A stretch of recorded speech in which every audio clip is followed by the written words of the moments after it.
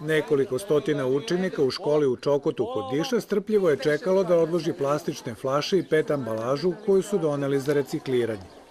Važno je da ne bi zagađivali prirodu i ja to svakodnevno radim, da bi priroda bila lepša i bolja. Da sačuvamo prirodu, da se od tih starih predmeta naprave novi. Sakupljam u posebnoj kanti plastiku i onda dajem i oni tamo recikliraju. Ova škola sa oko 900 đaka jedna je od najvećih u Nišu. Škola, naravno, pored i porodice, je veoma važna i veoma važnu ulogu ima u razvijanju ekološke te svesti kod dece.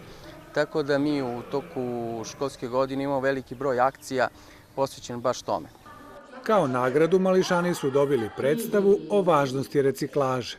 Mislim da smo na ivici da se ugušimo i od kesa i od flaše i od svega i to malo truda, malo pažnje može zaista da nam donese mnogo lepši i kvalitetniji život.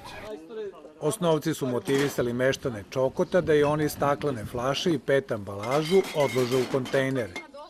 Time pokušavamo da stavimo do znanja građanima da je neophodno reciklirati i radimo malo na društvenoj odgovornosti i na tome da edukujemo građane na koji način treba raditi sa otpadom.